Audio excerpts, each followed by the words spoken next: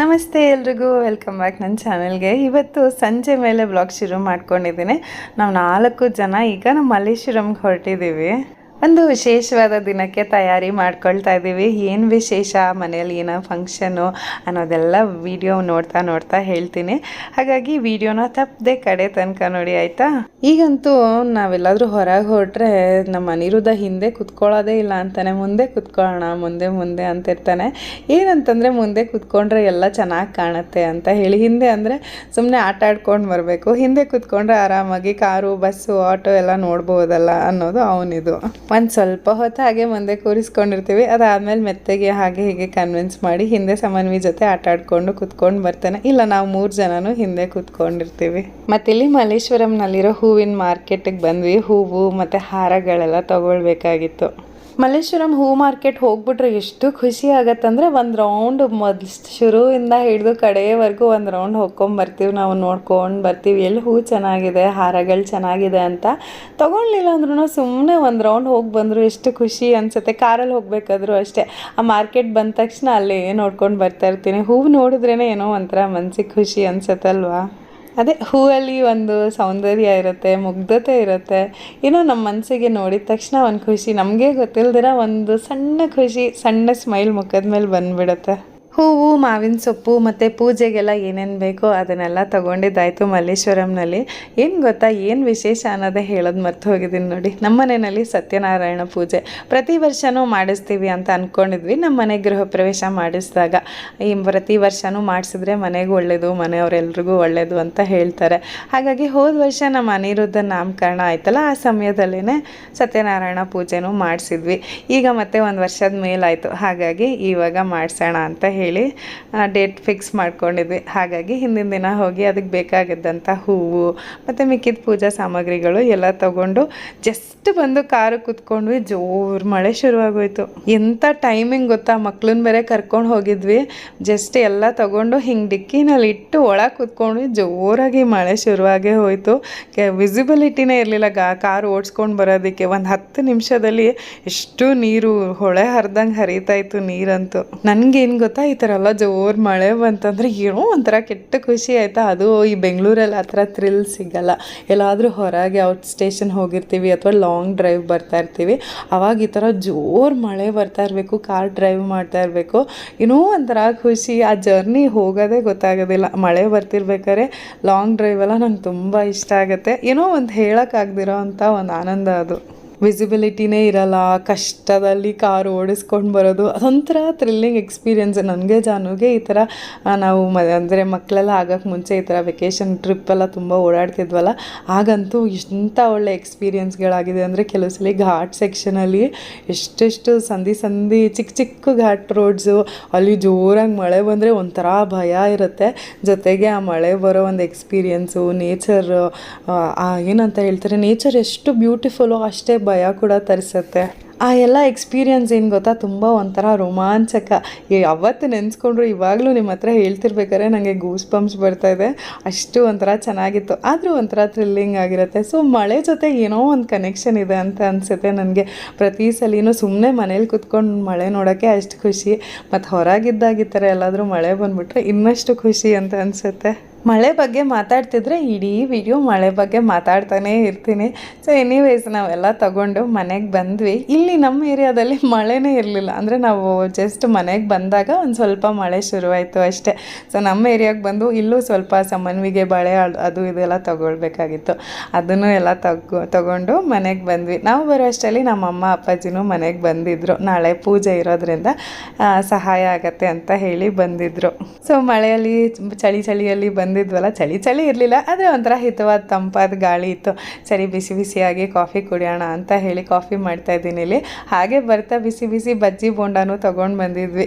ಚಳಿಗೆ ಚೆನ್ನಾಗಿರುತ್ತೆ ಮಳೆ ಜೊತೆ ಕಾಫಿ ಬೋಂಡ ಎಲ್ಲ ಅಂತ ಹೇಳಿ. ಸರಿ ಮನೆಗೆ ಬಂದು ಕಾಫಿ ಮಾಡ್ತಾಯಿದ್ದೀನಿ. ಡಿಕಾಕ್ಷನ್ ಹಾಕಿರಲಿಲ್ಲ ಕಾಫಿಗೆ. ಈ ಕಾಫಿ ಪುಡಿ ಬರುತ್ತಲ್ಲ, ಇನ್ಸ್ಟೆಂಟ್ ಕಾಫಿ, ಅದನ್ನೇ ಮಾಡ್ಕೊಳ್ತಾ ಇದ್ದೀನಿ. ಇನ್ಸ್ಟೆಂಟ್ ಕಾಫಿ ಮಾಡಿದಾಗ ಅದನ್ನು ಚೆನ್ನಾಗಿ ಒಂದು ಸ್ವಲ್ಪ ಮಿಕ್ಸ್ ಮಾಡಿದ್ರೆ, ಆವಾಗಲೇ ನಾನು ತೋರಿಸಿದೆ ನೋಡಿ ಅಗಾರೋದು ಬ್ಲೆಂಡರ್ ಹ್ಯಾಂಡ್ ಹೆಲ್ಡು, ಅದರಲ್ಲಿ ಏನು ಗೊತ್ತಾ, ಒಂದು 2 ನಿಮಿಷ ಚೆನ್ನಾಗಿ ಮಿಕ್ಸ್ ಮಾಡಿಬಿಟ್ರೆ ಕಾಫಿ ಒಂದು ಸ್ವಲ್ಪ ಫ್ರಾತ್ ಬರುತ್ತೆ. ಆವಾಗ ಬಿಸಿ ಬಿಸಿ ಹಾಲು ಹಾಕಿದಾಗ ತುಂಬ ಚೆನ್ನಾಗಿರುತ್ತೆ ಕಾಫಿ ರುಚಿ. ಕಾಫಿ ಎಲ್ಲ ಏನು ಗೊತ್ತಾ, ಅದೊಂದು ಕಲೆ ಮಾಡೋದು, ಕರೆಕ್ಟಾಗಿ ಮಾಡಿದ್ರೇ ಅದು ರುಚಿ ಹಿಡಿಯುತ್ತೆ. ಇಲ್ಲ ಅಂತಂದರೆ ಕಾಫಿ ರುಚಿಸೋದೇ ಇಲ್ಲ. ಅದು ಅಲ್ಲದೆ ಇತ್ತೀಚೆಗೆ ಸ್ವಲ್ಪ ಕಾಫಿ ಎಲ್ಲ ಕುಡಿಯೋದು ಕಡಿಮೆನೇ ಮಾಡಿಬಿಟ್ಟಿದ್ದೀನಿ, ಅಷ್ಟಾಗಿಲ್ಲ. ಯಾರಾದರೂ ಜೊತೆಗಿದ್ರೆ, ಅದು ನಮ್ಮ ಅಪ್ಪಾಜಿ ಬಂದರೆ ನನಗೆ ಕಾಫಿ ಬೇಕು ಅಂತ ಅನಿಸುತ್ತೆ. ಯಾಕಂತಂದರೆ ತುಂಬ ವರ್ಷಗಳಿಂದ ಅವರೇ ನನ್ನ ಕಾಫಿ ಪಾರ್ಟ್ನರು. ಮದುವೆಗೆ ಮುಂಚೆ ಎಲ್ಲನೂ ಅವ್ರ ಜೊತೆನೇ ಕೂತ್ಕೊಂಡು ಕುಡಿತಿದ್ದೆ. ಅದಾದಮೇಲೆ ಯಾವಾಗ ಅಲ್ಲಿ ಹೋದ್ರೂ ಅವ್ರ ಜೊತೆನೇ ಕೂತ್ಕೊಂಡು ಕುಡಿತಿದ್ದೆ. ಸೊ ಅವ್ರು ನೋಡಿದ ತಕ್ಷಣ ಸಂಜೆ ಹೊತ್ತು ಇಲ್ಲ ಬೆಳಗ್ಗೆ ಹೊತ್ತು ಅವರಿದ್ದರೆ ಕಾಫಿ ಬೇಕೇ ಬೇಕು ಅಂತ ಅನಿಸುತ್ತೆ. ಏನಾದರೂ ಫಂಕ್ಷನ್ ಅಂದರೆ ಅಥವಾ ಮನೇಲಿ ಪೂಜೆ ಎಲ್ಲ ಅಂತಂದರೆ ಒಂಥರ ಖುಷಿ. ಹಿಂದಿನ ದಿನದಿಂದ ಹಿಡಿದು ಮಾರನೇ ದಿನದವರೆಗೂ ಒಂಥರ ಹಬ್ಬದ ವಾತಾವರಣನೇ ಇರುತ್ತೆ ಮನೆಯಲ್ಲಿ. ಎಲ್ಲರೂ ಬಂದಿರ್ತಾರೆ. ಈ ಸಲ ಯೂಶಲಿ ಈ ಥರ ಪೂಜೆ ಎಲ್ಲ ಇದ್ದರೆ ನಮ್ಮ ಅತ್ತೆ ಮಾವ ಮತ್ತು ಜಾನು ಅಕ್ಕ ಅವರೆಲ್ಲರೂ ಬರ್ತಾರೆ. ಆದರೆ ಈ ಸಲ ನಮ್ಮ ಮಾವಂಗೆ ಹುಷಾರಿಲ್ಲ. ಆ್ಯಕ್ಚುಲಿ ಅವ್ರಿಗೆ ರೀಸೆಂಟಾಗಿ ಸರ್ಜರಿ ಎಲ್ಲ ಆಯಿತು. ಹಾಗಾಗಿ ಸ್ವಲ್ಪ ಬೆಡ್ ರೆಸ್ಟಲ್ಲೆಲ್ಲ ಇರ್ತಾರೆ.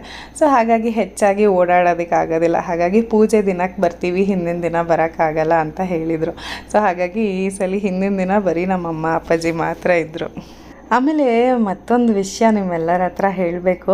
ಏನು ಗೊತ್ತಾ, ಹೋದ ವಿಡಿಯೋ ಹಾಕಿದ್ನಲ್ವ ನಾನು, ಅಂದರೆ ಈ ಲವ್ ಮ್ಯಾರೇಜು ಮತ್ತು ಬ್ರೇಕಪ್ಪು, ಡಿವೋರ್ಸು, ಈ ವಿಷಯದ ಬಗ್ಗೆ ವಿಡಿಯೋ ಹಾಕಿದ್ನಲ್ಲ. ಆ್ಯಕ್ಚುಲಿ ನಾನು ಈ ವಿಡಿಯೋ ವಾಯ್ಸ್ ಓವರ್ ಕೊಡ್ಬೇಕಾದ್ರೆ ಏನೋ ಒಂಥರ ಮುಜುಗರ, ಗಾಬರಿಯಲ್ಲೇ ಮಾಡಿದ್ದೆ. ಹೇಗೆ ನೀವು ಆಕ್ಸೆಪ್ಟ್ ಮಾಡ್ತಿರೋ ಇಲ್ವೋ, ಅಥವಾ ಏನಾದರೂ ಹೇಳಿದ ತಪ್ಪಾಗಿ ಹೋಗುತ್ತೋ ಏನೋ ಅಂತ ಒಂದು ಭಯದಿಂದಲೇ ಆ ವಿಡಿಯೋನ ಅಪ್ಲೋಡ್ ಮಾಡಿದೆ. ಆದರೆ ನನಗೆ ನಿಮ್ಮೆಲ್ಲರ ರೆಸ್ಪಾನ್ಸ್ ನೋಡಿ, ನೀವು ಅದನ್ನು ತಗೊಂಡಿದ್ದ ರೀತಿ ನೋಡಿ ತುಂಬ ಖುಷಿ ಆಯಿತು. Thank you so much. ನಂಗೆ ತುಂಬ ಖುಷಿ ಆಯಿತು. ಇದೇ ಥರ ನಿಮ್ಮ ಸಪೋರ್ಟ್ ಇರಲಿ. ಇನ್ನಷ್ಟು ಒಳ್ಳೊಳ್ಳೆ ವಿಷಯಗಳ ಬಗ್ಗೆ ವೀಡಿಯೋಸ್ ಮಾಡೋದಕ್ಕೆ ಪ್ರಯತ್ನ ಮಾಡ್ತೀನಿ. ಮತ್ತು ಇಲ್ಲಿ ಅಡುಗೆ ಮನೆಯಲ್ಲಿ ಇಡೋದಕ್ಕೆ ಒಂದು ಗಿಡ ತರಿಸ್ಕೊಂಡಿದ್ದೆ. ಆ್ಯಕ್ಚುಲಿ ಇದು ತುಂಬ ಅನ್ಪ್ಲ್ಯಾನ್ಡ್ ಆಯಿತಾ. ನಾನು ಒಂದು ಗಿಡ ಇಟ್ಟಿದ್ದೆ ನಮ್ಮ ಮನೆ ಕಿಚನ್ನಲ್ಲಿ, ವುಡನ್ ಸ್ಟ್ಯಾಂಡ್ ಇದೆ ಅಲ್ವಾ, ಅಲ್ಲಿ ಒಂದು ಗಿಡ ಇಟ್ಟಿದ್ದೆ. ಅದು ಯಾಕೋ ಒಣಗಿ ಹೋಯಿತು, ಜೇಡ್ ಪ್ಲ್ಯಾಂಟು. ಸರಿ ಅಲ್ಲಿ ಬೋಳಾಗಿರತ್ತೆ ಅಂತ ಹೇಳಿ ಇದೊಂದು ಪುಟ್ಟ ಗಿಡ ತರಿಸ್ಕೊಂಡಿದ್ದೆ. ಇದು ಯಾವ್ದು ಗೊತ್ತಾ, ಇನ್ಸ್ಟಾಮಾರ್ಟಲ್ಲಿ, ಸ್ವಿಗ್ಗಿ ಇನ್ಸ್ಟಾಮಾರ್ಟಿಂದ ತರಿಸ್ಕೊಂಡಿದ್ದೆ. ತುಂಬ ಚೆನ್ನಾಗಿತ್ತು.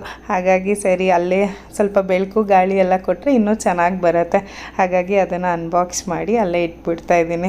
ಮನೇಲಿ ಏನಾದರೂ ಫಂಕ್ಷನ್ ಆದರೆ ಯಾವುದಾದ್ರೂ ಒಂಚೂರು ಆ ಕಡೆ ಈ ಕಡೆ ಆಗಿದೆ ಅಂತಂದರೆ ನಂಗೆ ಸರಿ ಹೋಗಲ್ಲ. ಎಲ್ಲದೂ ಕರೆಕ್ಟಾಗಿ ಅದೇ ಪ್ಲೇಸಲ್ಲಿ ಇರಬೇಕು ಮತ್ತು ಎಲ್ಲ ನೀಟಾಗಿರಬೇಕು ಅಂತ ಅನಿಸುತ್ತೆ. ಸಾಮಾನ್ಯವಾಗೂ ಮನೆ ನೀಟಾಗಿರೋದಕ್ಕೆ ನನಗೆ ಇಷ್ಟ ಆಗುತ್ತೆ. ಬಟ್ ಅಂದ್ರೂ ಈ ಥರ ಫಂಕ್ಷನ್ ಇದೆ, ಮನೆಗೆ ಯಾರಾದರೂ ಬರ್ತಾ ಇದ್ದಾರೆ ಅಥವಾ ಹಬ್ಬಗಳು ಅಂತಂದರೆ ನಂಗೆ ಪೂರ್ತಿ ಮನೆ ನೀಟಾಗಿರಬೇಕು. ಎಲ್ಲೋ ಆಚೆ ಈಚೆ ಆಗಬಾರ್ದು. ಆ ಥರ ಇದ್ದರೆ ಇನ್ಕಂಪ್ಲೀಟ್ ಏನೋ ಒಂದು ಸರಿ ಇಲ್ವೇನೋ ಅಂತ ಮನಸ್ಸಲ್ಲಿ ಓಡ್ತಾನೇ ಇರುತ್ತೆ. ಹೋದ ವರ್ಷ ಪೂಜೆ ಮಾಡಿದಾಗ ನಮ್ಮ ಅನಿರುದ್ಧ ಇನ್ನೂ ಪುಟಾಣಿ ಪಾಪು 5 ತಿಂಗಳು. ಅದಕ್ಕೆ ಆವತ್ತಿನ ದಿವಸನೇ ನಾಮಕರಣ ಎಲ್ಲನೂ ಇತ್ತು. ತುಂಬ ಪ್ರಿಪ್ರೇಷನ್ಸ್ ಇತ್ತು. ಅವನದು ನೇಮ್ ರಿವೀಲ್ ಮಾಡೋದು ಅದೆಲ್ಲ ಇತ್ತು. ಅದು ಅಲ್ಲದೆ ನಮಗೆ ಹೊರಗಡೆ ಮಾಡೋದು ಮನೇಲಿ ಮಾಡೋದು ಅಂತ ತುಂಬ ಕನ್ಫ್ಯೂಷನ್ಸ್ ಇತ್ತು. ಸತ್ಯನಾರಾಯಣ ಪೂಜೆ ಮನೇಲಿ ಮಾಡಿದ್ರೇ ಒಳ್ಳೆಯದು, ಗಣಪತಿ ಹೋಮ ಎಲ್ಲನೂ ಮಾಡ್ತೀವಲ್ವ. ಸೊ ಮನೇಲಿ ಮಾಡಬೇಕು ಅಂತಲೇ ಇತ್ತು. ಮತ್ತು ನಾಮಕರಣ ಒಂದು ಸಪ್ರೇಟ್ ಫಂಕ್ಷನು, ಸತ್ಯನಾರಾಯಣ ಒಂದು ಸಪ್ರೇಟ್ ಫಂಕ್ಷನು. ಯಾಕೆ ಮನೇಲೇ ಒಟ್ಟಿಗೆ ಮಾಡಬೇಡ ಅಂತ. ಅದು ಅಲ್ಲದೆ ಮನೇಲಿ ಪೂಜೆ ಹೋಮ ಹವನ ಎಲ್ಲ ಮಾಡೋದ್ರಿಂದ ಮನೆಗೆ ತುಂಬ ಶ್ರೇಯಸ್ಸು. ಮನೇಲಿ ಯಾವಾಗಲೂ ಪಾಸಿಟಿವ್ ಎನರ್ಜಿ ಓಡಾಡ್ತಿರುತ್ತೆ. ಮತ್ತು ಕ್ಲೆನ್ಸ್ ಮಾಡ್ದಂಗೆ ಹೋಮ ಎಲ್ಲ ಮಾಡ್ತೀವಲ್ಲ, ಮನೆಯೆಲ್ಲ ಪ್ಯೂರಿಫೈ ಆಗುತ್ತೆ ಅಂತ ಒಂದು ಭಾವನೆ. ಹಾಗಾಗಿ ಮನೆಯಲ್ಲೇ ಮಾಡಬೇಡ ಅಂತ ಡಿಸೈಡ್ ಮಾಡಿ ಹೋದ ವರ್ಷ ಮಾಡಿದ್ವಿ. ಅದು ಎಷ್ಟು ಬೇಗ 1 ವರ್ಷ ಆಗೋಯ್ತು ಅಂತಲೇ ಗೊತ್ತಿಲ್ಲ. ಸಮಯ ಓಡ್ತಾ ಇದೆಯೇನೋ ಅಂತ ಅನಿಸ್ತಾ ಇದೆ, ಅಷ್ಟು ಬೇಗ ಆಗೋಯ್ತು. ಇನ್ನೂ ಅನಿರುದ್ಧನ ಕರ್ಕೊಂಡು ಮನೆಗೆ ನಮ್ಮಮ್ಮ ಇನ್ನೂ ಆರತಿ ಮಾಡಿ ಒಳಗೆ ಕರ್ಕೊಂಡ್ರೇನೋ ಅನ್ನೋ ಹಾಗಿದೆ. ಆಗಲೇ ಅವನಿಗೆ 1.5 ವರ್ಷದ ಮೇಲೆ ಆಗೋಯ್ತು. ಈಗ ಅವನು ನಮ್ಮ ಜೊತೆ ಪೂಜೆಗೆಲ್ಲ ಸಹಾಯ ಮಾಡ್ತಿದ್ದಾನೆ. ನಾವು ರೆಡಿ ಮಾಡ್ತಾಯಿದ್ರೆ ಸರಿ ದೀಪದ ಕಂಬಗಳನ್ನೆಲ್ಲ ನೀಟಾಗಿ ತೆಗ್ದು ಹಿಂದಿನ ದಿನವೇ ಎಲ್ಲ ರೆಡಿ ಮಾಡಿ ಇಟ್ಕೊಂಬಿಟ್ರೆ ಮಾರನೇ ದಿನ ಅಷ್ಟು ಕಷ್ಟ ಇರೋದಿಲ್ಲ. ಇಲ್ಲ ಅಂತಂದರೆ ಬೆಳಗ್ಗೆ ತುಂಬ ಗಡಿಬಿಡಿ ಆಗೋಗುತ್ತೆ ಅಂತ ಹೇಳಿ ಹಿಂದಿನ ದಿನವೇ ಎಲ್ಲ ಆದಷ್ಟು ಎಲ್ಲ ರೆಡಿ ಮಾಡಿ ಇಟ್ಬಿಡ್ತಾ ಇದ್ದೀವಿ.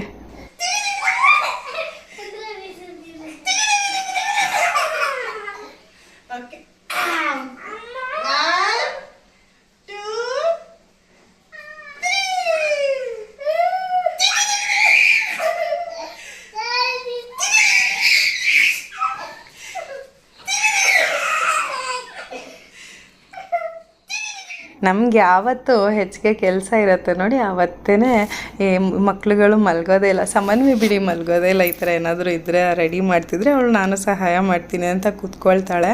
ಆದರೆ ಇವನು ಹಾಗೆ ಆಗೋಗಿದ್ದಾನೆ, ಇತ್ತೀಚೆಗೆ ಮಲ್ಗೋದೇ ಇಲ್ಲ. ನಾವು ಮಾಡ್ತಿದ್ರೆ ನಾನು ಮಾಡ್ತೀನಿ ಅಂತ ಬರ್ತಾನೆ. ಅದಲ್ಲದೆ ಈ ಸ್ವಿಂಗಲ್ಲಿ ಆಟ ಆಡೋದಂದರೆ ಅದು ಎಷ್ಟು ಇಷ್ಟ ಇಬ್ರಿಗೂ ಅಂತಂದರೆ ಇಬ್ಬರೂ ಒಟ್ಟಿಗೆ ಕೂರಿಸಿ ಜೋರಾಗಿ ತೂಗಬೇಕು. ಹಾಗೆ ಕೇಕೆ ಹಾಕ್ಕೊಂಡು ನಗ್ತಾರೆ. ಆಟ ಆಡಿಸ್ಕೊಂಡು ಒಂದು ಸ್ವಲ್ಪ ಊಟ ಆದಮೇಲೆ ಮಕ್ಕಳನ್ನ ಆಟ ಆಡಿಸ್ಕೊಂಡು ಸರಿ ತೋರಣ ಎಲ್ಲ ಕಟ್ಟೋದಕ್ಕೆ ಮಾವಿನ ಸೊಪ್ಪೆಲ್ಲ ಬಿಡಿಸಿಟ್ಕೊಂಬಿಟ್ರೆ ಅನುಕೂಲ ಆಗುತ್ತೆ ಅಂತ ಎಲ್ಲ ಹೇಳಿ ಮಾಡ್ಕೊಳ್ತಾ ಇದ್ವಿ. ಮತ್ತು ಅದಾದಮೇಲೆ ನಮ್ಮ ಅನಿರುದ್ಧನ ಮಲಗಿಸ್ಬಿಟ್ಟೆ. ತುಂಬ ಲೇಟಾಗಿ ಮಲ್ಕೊಂಡ್ರೆ ಮತ್ತು ಬೆಳಗ್ಗೆ ಬೇಗ ಹೇಳೋದಿಲ್ಲ, ಮತ್ತು ನಮಗೆ ಕಷ್ಟ ಆಗ್ಬಿಡುತ್ತೆ. ಅವನ್ನ ರೆಡಿ ಮಾಡಿ ನಾನು ಪೂಜೆಗೆಲ್ಲ ರೆಡಿ ಆಗೋದು. ಸರಿ ಅಂತ ಹೇಳಿ ಅವನ್ನ ಮಲಗಿಸಿ ಇಲ್ಲಿ ನಮ್ಮ ಸಮನ್ವಿಗೆ ಮೆಹಂದಿ ಹಾಕ್ತಾಯಿದ್ದೀನಿ. ಒಂದು ಕೈಗೆ ಬೇಗೇನೋ ಹಾಕ್ಬಿಟ್ಟೆ, ಬೇಗ ಆಗೋಯ್ತು, ಗೊತ್ತಾಗಲಿಲ್ಲ. ಇನ್ನೊಂದು ಕೈಗೆ ಹಾಕೋಷ್ಟೊತ್ತಿಗೆ ಹಂಗೆ ನಿದ್ದೆ ಬರ್ತಾಯಿತ್ತು. ಆದರೂ ಮಗುಗೆ ಹಾಕಬೇಕು, ಅವಳು ಬಿಡೋ ಹಂಗೂ ಇಲ್ಲ. ಹೇಳ್ಬಿಟ್ಟಿದ್ದೀನಿ ಅಂತ ಏನೋ ಒಂದು ಡಿಸೈನ್ ಹಾಕ್ತಿದ್ದೆ, ಅವಳಿಗೆ ಗೊತ್ತೂ ಆಗೋಲ್ಲ. ಏನು ಹಾಕಿದ್ರು ಅಮ್ಮ ತುಂಬ ಚೆನ್ನಾಗಿದೆ ಅಂತ. ಒಟ್ಟಿನಲ್ಲಿ ಅವಳಿಗೆ ಮೆಹಂದಿ ಡಿಸೈನ್ ಇರಬೇಕು, ಡಾರ್ಕಾಗಿ ಬಂದಿರಬೇಕು ಅಷ್ಟೇ. ಅದಕ್ಕೆ ಏನೇ ಆಗಲಿ ಹೆಣ್ಮಕ್ಳೇ ಒಂಥರ ಚೆಂದ ಈ ಥರದ್ದೆಲ್ಲ ಮಾಡೋದಕ್ಕೆ, ಮತ್ತು ರೆಡಿ ಆಗೋದಕ್ಕೆ, ರೆಡಿ ಮಾಡೋದಕ್ಕೆ, ಮತ್ತು ಈ ಹಬ್ಬಗಳಲ್ಲಿ ಈ ಥರ ಫಂಕ್ಷನ್ಗಳೆಲ್ಲ ಚೆನ್ನಾಗಿ ರೆಡಿ ಮಾಡಿ ಮುದ್ದಾಗಿ ಕಾಣಿಸ್ತಿರ್ತಾರೆ. ಓಡಾಡ್ಕೊಂಡಿದ್ರೆ ಅದನ್ನ ನೋಡೋದೇ ಒಂದು ಖುಷಿ. ಮತ್ತೊಂದು ಏನಂತಂದರೆ ಹೆಣ್ಮಕ್ಳು ತುಂಬ ಒಂಥರ ಎಮೋಷ್ನಲ್ ಸಪೋರ್ಟ್ ಅವರು. ನಮಗೆ ದುಃಖ ಆಗಿರಲಿ, ಖುಷಿ ಆಗಿರಲಿ, ಕೋಪ ಇರಲಿ, ಏನಾದರೂ ಅಷ್ಟೇ ಆ ಮಕ್ಳನ್ನ ನೋಡ್ತಿದ್ದಂಗೆ ಎಷ್ಟು ಚೆನ್ನಾಗಿ ಸ್ಪಂದಿಸ್ತಾರೆ ಹೆಣ್ಮಕ್ಳು ಅಂತಂದರೆ. ಗಂಡು ಮಕ್ಳ ಬಗ್ಗೆ ಇನ್ನೂ ಗೊತ್ತಿಲ್ಲ, ನಮ್ಮ ಮನೆಯಿರೋದ ದೊಡ್ಡವನಾಗಿಲ್ಲ, ಬಟ್ ಸ್ಟಿಲ್ ಒಂದು ಒಳ್ಳೆ ಎಮೋಷ್ನಲ್ ಸಪೋರ್ಟ್ ಹೆಣ್ಮಕ್ಳು. ಮತ್ತು ಇಲ್ಲಿ ಆದಷ್ಟು ಬೇಗ ಅವಳಿಗೆ ಮೆಹಂದಿ ಎಲ್ಲ ಹಾಕಿ ಮಲಗಿದ್ದೆ. 11 ಗಂಟೆ ಆಯಿತು. ಮತ್ತು ಮಾರನೇ ದಿನ ಬೆಳಗ್ಗೆ 5 ಗಂಟೆ ಎದ್ದು ಬೇಗ ಸ್ನಾನ ಎಲ್ಲ ಮಾಡಿ ಈಗ ದೇವ್ರ ಮನೆಯಲ್ಲೆಲ್ಲ ರೆಡಿ ಮಾಡಿ ಹೂವೆಲ್ಲ ಹಾಕಿ ರೆಡಿ ಮಾಡಿಬಿಟ್ರೆ ಪುರೋಹಿತರು ಬರೋ ಅಷ್ಟೊತ್ತಿಗೆ ಎಲ್ಲ ನೀಟಾಗಿ ರೆಡಿಯಾಗಿರುತ್ತೆ. ಮತ್ತು ನಾವು ರೆಡಿ ಆಗಿಬಿಟ್ರೆ ಪೂಜೆ ಶುರು ಮಾಡ್ಕೊಂಬಿಡ್ಬೋದು ಅಂತ ಹೇಳಿ ಅಷ್ಟು ಬೇಗ ಸಾಧ್ಯನೋ ಅಷ್ಟು ಬೇಗ ಎದ್ದಿದ್ದೆ. ಮತ್ತೊಂದು ಏನು ಗೊತ್ತಾ, ಬೇಗ ಎದ್ದು ಎಲ್ಲ ಪೂಜೆಗೆ ರೆಡಿ ಮಾಡ್ಕೊಂಬಿಟ್ರೆ ಅಷ್ಟು ಗಡಿಬಿಡಿ ಅಂತ ಅನಿಸಲ್ಲ. ಇಲ್ಲ ಅಂತಂದರೆ ಟೆನ್ಷನ್ ಆಗಿಬಿಡುತ್ತೆ, ಮಾಡೋ ಕೆಲಸನೂ ಆಗಲ್ಲ, ಪೂಜೆನೂ ನೆಮ್ಮದಿಯಾಗಿ ಮಾಡೋಕ್ಕಾಗಲ್ಲ. ಒಂದಿನ ತಾನೇ ನಿದ್ದೆ ಮಾಡ್ತಿದ್ರು ಪರವಾಗಿಲ್ಲ, ರಾತ್ರಿ ಮಲ್ಕೋಬೋದು ಅಂತ ಹೇಳಿ ಬೇಗ ಎದ್ಬಿಡ್ತೀನಿ. ದೇವ್ರ ಮನೆಯಲ್ಲಿ ದೇವ್ರ ಫೋಟೋಗಳಿಗೆಲ್ಲ ಹೂ ಹಾಕಿ ಕೃಷ್ಣನಿಗೂ ಹಾರ ಹಾಕಿ ಅಲಂಕಾರ ಮಾಡಿಬಿಟ್ರೆ ದೇವ್ರ ಮನೆಯೇ ಕಳೆಯಾಗಿದೆಯೇನೋ ಅಂತ ಅನಿಸುತ್ತೆ. ಹೋಗ್ತಾ ಬರ್ತಾ ದೇವ್ರ ಮನೆ ನೋಡ್ತಿದ್ರೆ ಅದೇನೋ ಒಂಥರ ನಮಗೆ ಗೊತ್ತಿಲ್ದಿರ ಒಂದು ಖುಷಿ ಆಗುತ್ತೆ. ಮತ್ತು ತುಂಬ ಜನ ಇವತ್ತಿನವರೆಗೂ ಕೇಳ್ತಾನೆ ಇರ್ತೀರ, ಈ ಕೃಷ್ಣನ ಎಲ್ಲಿ ತಗೊಂಡ್ರಿ, ಎಲ್ಲಿ ಸಿಗತ್ತೆ ಅಂತ ಹೇಳಿ. ನಾನಿದು ಸುಮಾರು ಒಂದು 9-10 ವರ್ಷಗಳ ಹಿಂದೆನೇ ತೊಗೊಂಡಿದ್ದು. ಇದು ಮಲ್ಲೇಶ್ವರಮಲ್ಲಿ ದೇವಿ ಪ್ರಸಾದ್ ಅಂತ ಒಂದು ಅಂಗಡಿ ಇದೆ. ಎಲ್ಲಿ ಗೊತ್ತಾ, ರಾಯರ ಮಠ ಇದೆಯಲ್ಲ, ರಾಯರ ಮಠದ ಹಿಂಭಾಗದ ರಸ್ತೆ ಅಲ್ಲಿ ತೊಗೊಂಡಿದ್ದು. ಇವಾಗಲೂ ಇದೆ ಈ ಥರ ಇನ್ನೂ ಚೆನ್ನಾಗಿರೋ ಮುದ್ದಾದ ವಿಗ್ರಹಗಳಿದೆ. ಬೇಕಿದ್ದರೆ ನೀವು ತೊಗೊಳ್ಬೋದು, ಚೆನ್ನಾಗಿದೆ. ಸೊ ನಾನು ಕೂಡ 9 ವರ್ಷ, ಒಂದು 10 ವರ್ಷ ಅಂತಲೇ ಇಟ್ಕೊಳ್ಳಿ, ಆಗ ತೊಗೊಂಡಿದ್ದು. ಇವತ್ತಿನವರೆಗೂ ಹಾಗೇ ಇದೆ. ಮೊದಲು ಇದ್ದಿದ್ದ ಮನೆಯಲ್ಲಿ ಒಂದು ಮಂಟಪದಲ್ಲಿ ಇಟ್ಟಿದ್ದೆ ಕೃಷ್ಣನ, ಆಗ ಇನ್ನೂ ಚೆನ್ನಾಗಿತ್ತು. ಈ ಮನೆಗೆ ಬಂದಮೇಲೆ ಮಂಟಪ ಇಡೋಕ್ಕಾಗಲಿಲ್ಲ. ಆ ಸ್ಪೇಸ್ ಏನೋ ಸರಿ ಪ್ಲ್ಯಾನ್ ಮಾಡಲಿಲ್ವೋ ಅಥವಾ ಜಾಗ ಕಮ್ಮಿ ಆಯಿತು ಏನೋ ಗೊತ್ತಾಗಲಿಲ್ಲ, ಮಂಟಪ ಇಡೋಕ್ಕಾಗಲಿಲ್ಲ. ಹಾಗಾಗಿ ಹಾಗೆ ಇಟ್ಟಿದ್ದೀನಿ. ಆಗಲೂ ಚೆನ್ನಾಗೇ ಕಾಣ್ತಾಯಿತ್ತು, ಈಗೂ ಕೂಡ ಚೆನ್ನಾಗೇ ಇದೆ. ಮತ್ತು ದೇವ್ರ ಮನೆಯಲ್ಲೆಲ್ಲ ರೆಡಿ ಮಾಡಿ ಬಾಗಿಲಿಗೆಲ್ಲ ರಂಗೋಲಿನೂ ಹಾಕಾಯಿತು. ಈ ತುಳಸಿ ಮುಂದೆ ಎಲ್ಲ ರಂಗೋಲಿ ಹಾಕಿ ಮನೆಯೆಲ್ಲ ಪೂರ್ತಿ ಸಜ್ಜಾಗಿದೆ ಪೂಜೆಗೋಸ್ಕರ. ಸೊ ಮುಂದಿನ ವಿಡಿಯೋ ನಮ್ಮ ಮನೆ ಸತ್ಯನಾರಾಯಣ ಪೂಜೆಯ ವ್ಲಾಗ್ ಆಗಿರುತ್ತೆ. ಪೂಜೆ ಎಲ್ಲ ಹೇಗೆ ನಡೀತು ಮತ್ತು ನಾವೆಲ್ಲ ಹೇಗೆ ರೆಡಿ ಆಗಿದ್ವಿ ಅನ್ನೋದನ್ನೆಲ್ಲ ಮುಂದಿನ ವಿಡಿಯೋನಲ್ಲಿ ಹಂಚ್ಕೊಳ್ತೀನಿ. ಹಾಗಾಗಿ ಆ ವಿಡಿಯೋಗೋಸ್ಕರ ಕಾಯ್ತಾ ಇದ್ರಿ, ಸರಿನಾ? Thank you so much video ಕಡೆ ತನಕ ನೋಡಿದ್ದಕ್ಕೆ. ಮುಂದಿನ ವಿಡಿಯೋನಲ್ಲಿ ಸಿಗ್ತೀನಿ, ಓಕೆನಾ? Until then take care, tata, ಬಾಯ್.